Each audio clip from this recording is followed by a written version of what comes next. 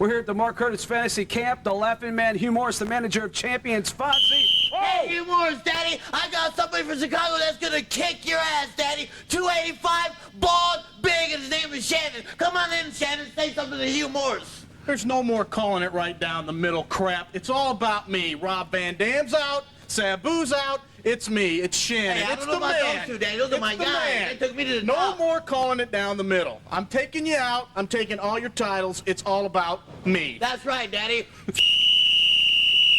Hugh, if you could hear me, Fonzie and Shannon from the Windy City, they're issuing a challenge to you. I want you now. I can't hear a word they just said. Wait, what'd you say? What? What? What? Well, I can't hear you. What'd you say? What? Ah, forget it.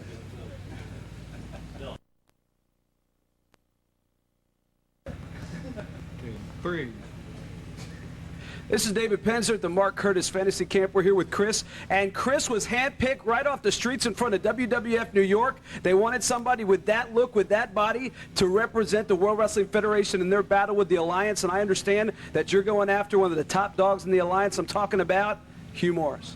Top dogs in the Alliance? All the guy's doing is eating an apple. How is he one of the top dogs in the Stephanie McMahon really likes him, and she owns half of the Alliance. Alliance? Stephanie McMahon. Who's Stephanie McMahon? I think to shed some light on that, speaking of the Apple Man, it is Hugh Morris, and Chris over here has challenged you to a match. First of all, Chris, Stephanie McMahon is my boss. Second of all, if you pay attention to wrestling instead of just buying the merchandise, you'll go back to your memory banks and find out that I was number 2 in the invasion. I made number 2. Number 2. I made number 2. Number 2. Last I heard, you weren't even on TV. You were working metal once every couple months. Who's Meadow? Metal. WWF. WWF Metal, the highly rated syndicated show. Still number 2. That's all you make. You can't make Raw or SmackDown. You eat enough apples, you'll make number 2 too. All right, hold on. I think that sounds like a challenge. Maybe this Monday night on WWF Raw, Chris against Hugh Morris to see who's supreme. You, Morris, you got another thing coming if you think you're going to beat me. There you go, Chris and Hugh Morris, right here at the Brian Hildebrand Mark Curtis Fantasy Camp.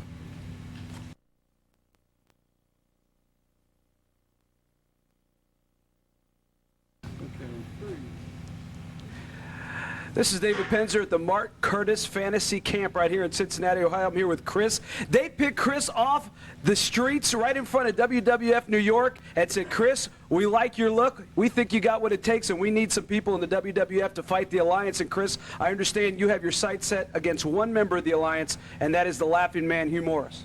Hugh Morris, Monday Night Raw. He wants to come out here. He thinks he could beat me. The guy's in the corner eating an apple, and he thinks he has a shot facing me. That's why they call us the Mark Curtis Fantasy Camp, because he has a fantasy of beating me.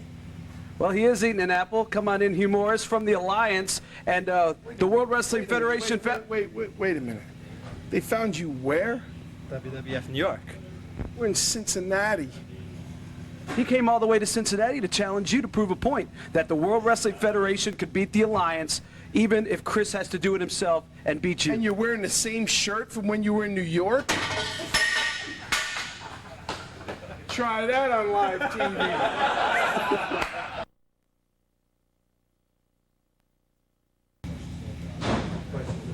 You want to count me down? 3. We're here with Jay, who has a special interview lined up with the legendary Ricky the Dragon Steamboat. Want to bring Jay in, and the Dragon Ricky Steamboat. Jay, take it away. Thank you very much. I'm here all the way from Toronto, Ontario. Came down here to Fantasy Camp just to see my idol, Ricky the Dragon Steamboat. Wanted to ask him a few questions. How you doing? Doing fine. Doing fine. Toronto, huh? Canadian, eh? 12-hour bus ride. Come see you. 12 hours. 12 hours. So first question I wanted to ask. Is that a Canadian bus or an American bus? Greyhound Canadian, I guess. The U.S. bus, you made it in 10. Okay. What I wanted to ask first question is, how do you feel about probably the greatest match in the history of wrestling, which was the WrestleMania match you had with Randy Savage? Randy Savage, WrestleMania 3. You know something that's, I've been asked that question a lot. Wrestling in front of 97,000 people. Savage and I knew on that particular night with the pay-per-view and Hogan and the Giant headlining the show that actually all the credit goes to those two guys for drawing 97,000 people at the Silverdome, and also give them all the credit for the pay-per-view number that they did that year, which was a huge, huge number. Vince McMahon made millions and millions of dollars that particular day. Savage and I, knowing the situation, we wanted to take advantage of it. In other words, we wanted to steal the moment. And we actually had plans in mind to go out there and steal the show. Knowing that Hogan and Andre drew the show, we were going to go out there and steal the show.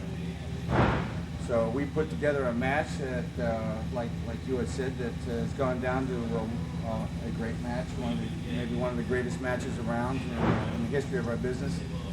And that's what it said in one of the wrestling magazines a month or two later. Andre and Hogan drew the show, and Steamboat Savage stole it. That's exactly what happened. Probably the greatest match in wrestling history. Second question is, how do you feel about the direction that the wrestling has turned nowadays compared to how it was back in those days? Well, you know, I understand that Vince McMahon and also the attempts of the WCW trying to take the business, take wrestling to another level. You know, take it to another level. But some of the things that, some of the hardcore stuff that they've shown on television, now, you know, Vince has backed off of that too, which is good, because the business for 50, 60, 70 years has always been run as a family type business where all ages could come and watch. I don't think right now that with Vince buying WCW and ECW and you having one promoter monopolizing the business and controlling it in that way, which is not good for the boys. And I've always been one of the type of the guys that's always been for the guys and for the boys. As opposed to years ago, there was many territories and more opportunities for these guys, like at this camp that we're at today, such as you, that's drove 12 hours in a Canadian Greyhound bus to come down here and learn the craft of our business. But I do foresee maybe the next 3 to 5 years, the business doing a 360, and maybe some of the other territories in the United States, Georgia, Florida, Carolinas, coming back up, and the business sort of returning back to the roots that I was brought up on. And that's good, because right now, I mean, if you look at it from an ethical point of view, if anything bad happens to any of the wrestlers, you know, if they're like that, they're gone. They have nowhere else to go other than WWF, because he owns everything. I know, as a wrestling fan, I've talked to many wrestling fans, and all agree with the same thing, that it's not fair. I mean, they don't even have to put out a good product anymore, because there's actually no competition for them to push to that higher goal, except for numbers, money. Well, that is true too, but you also got to understand that all the guys that are on board with Vince right now, they're all probably doing the best job that they can and holding their position, because I'm sure that he's got a stack of resumes like this from guys from all over the country, even from Canada, that want to be at WWF Wrestling. So all those guys that are there now are giving it a shot, but that's still leaving it with just one company in control and not very many other opportunities for some of the other guys trying to break into. Yeah, the indie guys will never had a chance to go up to that height, because there's nowhere to break into other than the company. Okay, well, I want to thank Steamboat for his time. I appreciate it, sir. You're a legend. My eye open. All right. Get that one little pat that Steamboat chop in there, okay? See ya. Thank you.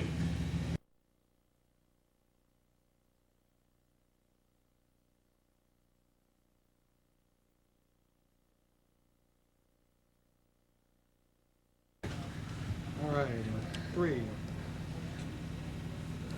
We're here at the Mark Curtis Fantasy Shut up, Camp. I got something to say. Fonzie, how can you say that you're the manager of champions when you're not managing Hardcore Heather? I mean, where's RVD? Sabu's off somewhere, God knows where. I mean, will you take me to WWF and we can go kick some ass? How about Lita's ass, baby? Yeah. There you go, Hardcore Heather and the manager of champions, Fonzie. A challenge to Lita. You better watch out. You want to do it again? 3. I'm Dave Penzer at the Mark Curtis Shut Fantasy. the hell up, I got something to say. Daddy, how can you say that you're the manager of champions when you're not managing Hardcore Heather? I mean, where's RVD at? Where's Sabu? I don't see them around. How about you take me to WWF and we kick Lita's ass? Sabu! RVD! What's wrong with those two, Daddy? What about Hugh Morris?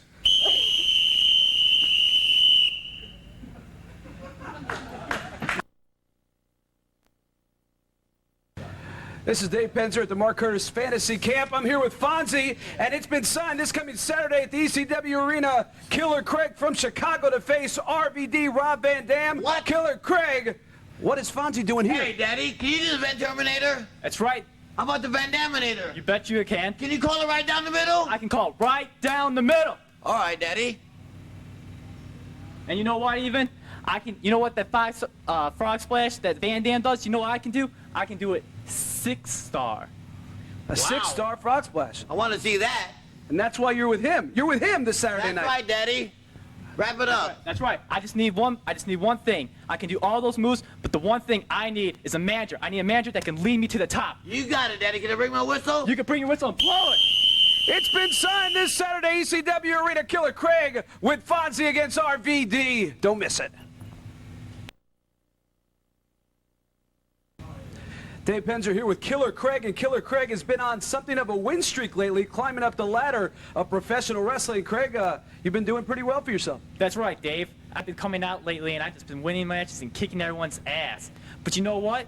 This Saturday at Madison Square Garden, I don't have an opponent. And in fact, Vince gave me the main event but I have an open invitation to any legend. Maybe, in fact, a guy like a Terry Taylor would come. The Mecca of manhood, Terry Taylor, this Saturday in the main event at Madison Square Garden. Do you think that you've reached that level yet? Dave, he's just a fossil, okay? I could take him out anytime, anywhere. As a matter of fact, I think you might be able to tell him that to his face. What? Oh, hello, Dave. Don't shake my hand. You take me out anytime, anywhere. I'm a fossil? And what are you? This little young punk kid that doesn't know anything. I'm the punk that's gonna take out your ass. That's what I am. Oh, my ass. That's good. You sound like everybody else. You can't do it, so you talk about it. I've been doing something for 21 years that you have no idea what I've done. I've beat everybody from Hogan to Flair to everybody else, and you sit here and run your mouth. Well, why don't you do something about it? What?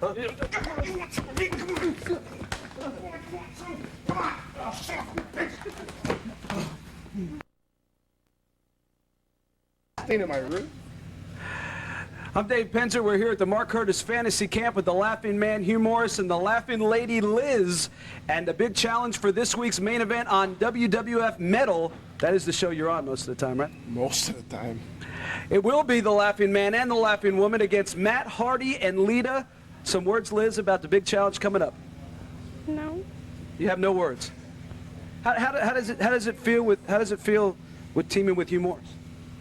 It's great. He can do all the work. Okay. How does it feel teaming with the Laughing Lady Liz?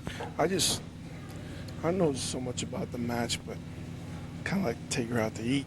You like to take her out to eat? Is this another Molly and Spike deal? Who? Forget it. Romeo and Juliet? Who? He'd like to take you out to eat. Maybe discuss strategy before the match? I don't eat. You don't eat. What's your favorite restaurant? I don't know. Fridays? How do you feel about 3 count? Me too. All right, the confidence is building here, ladies and gentlemen. This week, the main event on WWF Metal, the Laughing Man Hugh Morris. Where'd you get that apple? Stole it from the lady over there. And the Laughing Lady Liz, a woman of few words, but she could fight, guys. I've seen it myself.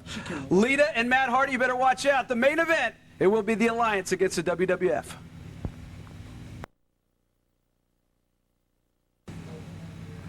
We're here with Richard at the Mark Curtis Fantasy Camp, and Richard is the new member of the World Wrestling Federation team, and he has a challenge for a member of the Alliance. Richard, why don't you tell us about that challenge? Well, David, you ever get up in the morning and you just have that feeling that everything's all right? Not lately, but I've had it before. Well, see, I never get that feeling. Every time I wake up, I wish it was the last. And that's why I want to challenge Hugh Morris in the ring. Because he may be bigger, stronger, more experienced, but he's got one thing going for him that I don't. He has the will to live.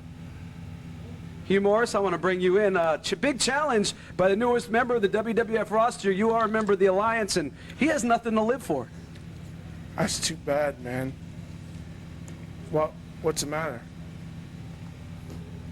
Well, I don't have anybody to impress. Who am I going to impress? The fans? Well, what in God's green earth would make you think getting in the ring with me would impress anybody? Were you impressed by that? I'm standing over there eating an apple. You ain't got the will to live, and you challenge me to a match? What happens when it's over? You're gone anyway. I got a career to think about, man. This is fantasy camp. You know how much this apple cost me? And you tell me to stop eating apple because you ain't got a will to live? How much did the apple cost you? I don't know. I stole it from the girl over there. I know you did. But think about this, though. If he were to beat you, that would put him at the top of the World Wrestling Federation and bring you to the bottom of the alliance.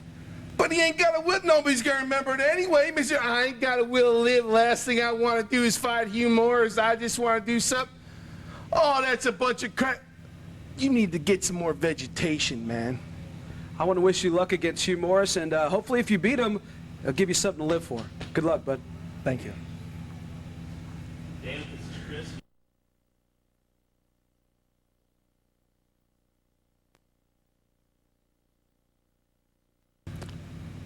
We're here at the Mark Curtis Fantasy Camp. The Laughing Man, Hugh Morris, the manager of champions, Fonzie. Hey, Hugh Morris, Daddy, I got somebody from Chicago that's gonna kick your ass, Daddy. 285, bald, big, and his name is Shannon. Come on in, Shannon, say something to Hugh Morris. There's no more calling it right down the middle crap. It's all about me. Rob Van Dam's out, Sabu's out. It's me. It's Shannon. Hey, I it's don't know the about man. those two, Daddy. Those are my It's the guys. man. They took me to the No top. more calling it down the middle. I'm taking you out. I'm taking all your titles. It's all about me. That's right, Daddy. Hugh, if you could hear me, Fonzie and Shannon from the Windy City, they're issuing a challenge to you. Want you now. I can't hear a word they just said. Wait, what'd you say? What? What? What? Well, I can't hear you. What'd you say? What? Ah, forget it.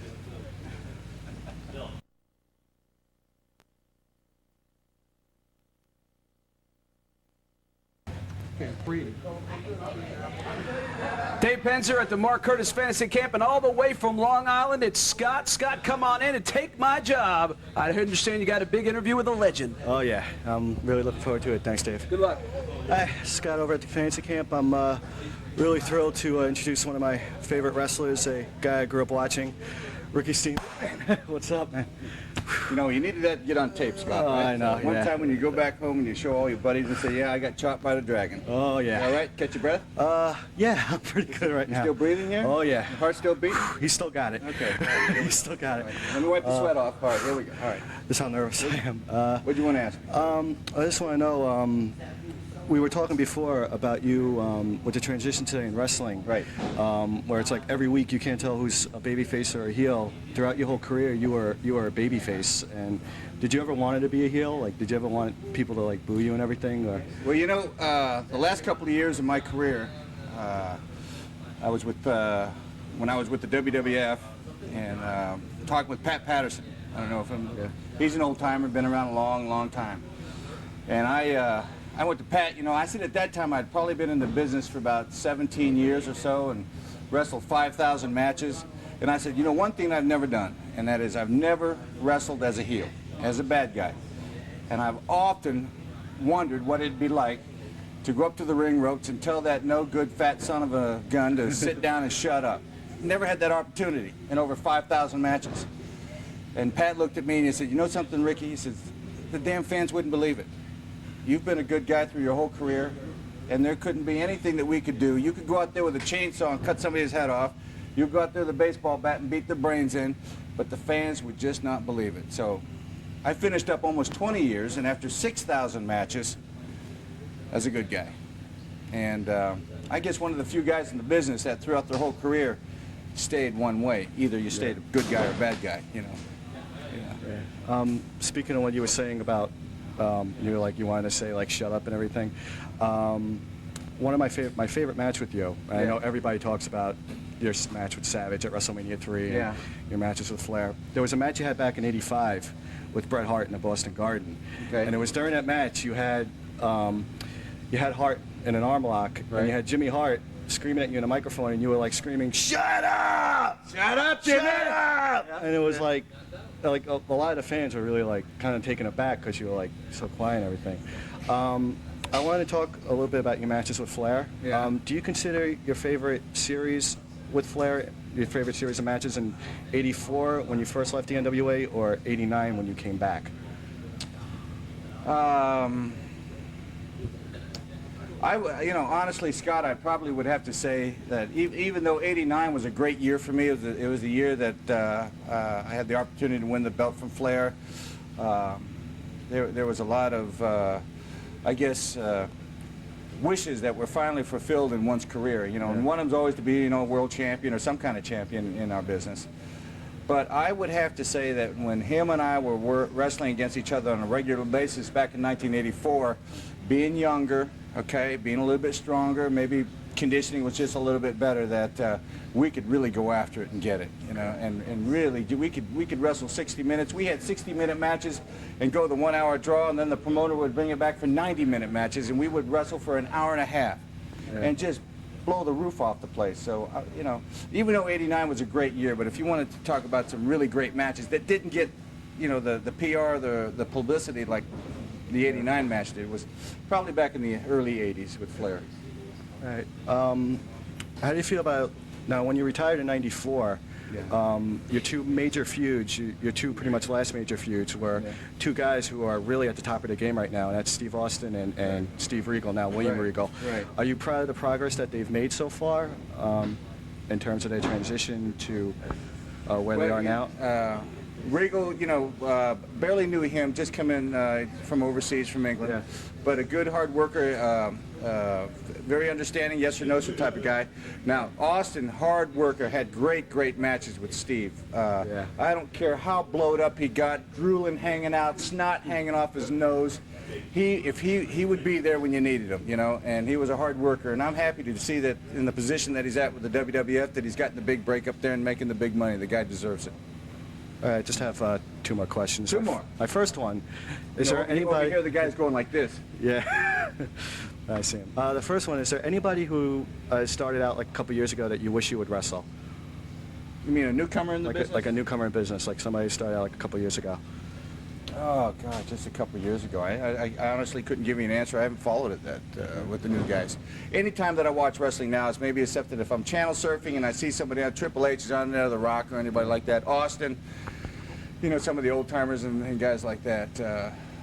I've been asked, though, the question that's been asked to me a lot, that if I had the opportunity to get back in the business, who are the guys that I'd like to wrestle again? And it'd be Flair, Savage, and Austin. You know, Jake the Snake and I had some great matches, too, and Don Morocco. But, okay. Last but not least. Let me think hard about this one. Obviously, I'm going to go back to your first stint in the WWF.